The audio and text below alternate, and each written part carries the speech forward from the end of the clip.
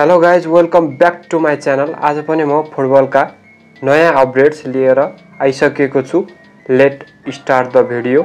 सुरुवात गरौँ बार्सिलोनाबाट, जहाँ चाहिँ अलरेडी उनीहरूको main player Raphinha, John Garcia, टर स्टेगेन, फर्मिन लोपेज जस्ता मेन प्लेयरहरू अलरेडी इन्जर्ड थिए। त्यसमाथि नि झन् रोबर्ट लेवान्डोस्की थपिएका छन्, जसले चाहिँ प्रोबेबली अब आउने एल क्लासिको जुन हुनेवाला छ नेक्स्ट विकमा त्यो मिस गर्ने भएका छन्, जुन चाहिँ एक ह्युज मिस हो बार्सिलोनाको लागि। र त्यस्तै यता रियल मैड्रिडको हालत पनि सेम नै रहेको छ, जहाँ चाहिँ अलरेडी उनीहरूका main player Rudiger, Trent Arnold र कार्वाहाल अलरेडी इन्जर्ड थिए भने त्यसमाथि झन् डिन हुइसिन थपिन पुगेका छन्, जुन चाहिँ एक ह्युज मिस हो रियल मैड्रिडको लागि।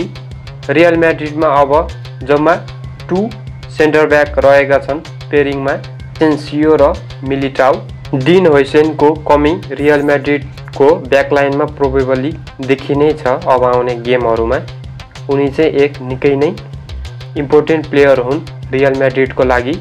डिन हुइसेनको इन्जुरी त्यति साह्रो नभए पनि रियल मैड्रिडले रिस्क लिन चाहँदैन र उनले चाहिँ प्रोबेबली एल क्लासिको पनि मिस गर्नेछन्, जुन चाहिँ एक बिग म्याच हो, जसले गर्दा चाहिँ अब आउने गेमहरूमा नै प्रभाव पर्छ। I hope he will recover सुन।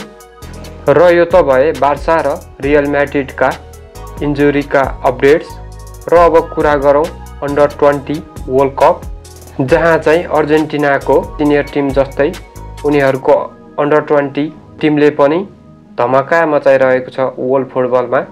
उनीहरूले चाहिँ अन्डर 20 को फाइनलमा प्रवेश गरेका छन् कोलम्बियालाई हराउँदै, जहाँ चाहिँ अब उनीहरूले मोरक्कोसँग खेल्नुपर्ने छ फाइनल। मोरक्को जसले स्पेन, फ्रान्स जस्ता निकै नै ठुला टिमलाई हराएर अन्डर 20 को फाइनलमा पुगेको छ। र यो फाइनल चाहिँ 20 अक्टोबर चिलीमा हुन गइरहेको छ र नेपाली टाइम अनुसार 4:45 मा हुनेछ। र अब कुरा गरौँ फुटबल ट्रान्सफरका बारेमा, जहाँ चाहिँ अहिलेका हेडलाइन रहेका छन् केरियन गिल्डिज। उनी चाहिँ जुभेन्टसका फरवार्ड रहेका छन्। उनलाई चाहिँ बार्सा, रियल मैड्रिड र बायर्न जस्ता बिग क्लबहरूले साइन गर्ने भन्ने खबर आइरहेको छ ट्रान्सफर मार्केटमा। र त्यसमाथि झन् बार्सिलोना, जसले चाहिँ केरियन यिल्डिजलाई मोनिटरिङ गरिरहेको छ ओभर द पास्ट इयर, र बार्सिलोना चाहिँ फर्स्ट रनरमा रहेको छ उनलाई साइन गर्ने। अब यो ट्रान्सफर हुन्छ कि हुँदैन भन्ने कुरा चाहिँ अब आउने समयले नै बताउने छ।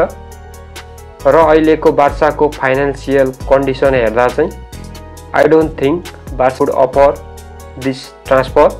र फुटबलमा चाहिँ anything can happen. Let's see बार्सिलोनाले चाहिँ केरियन यिल्डिजलाई साइन गर्छ कि गर्दैन।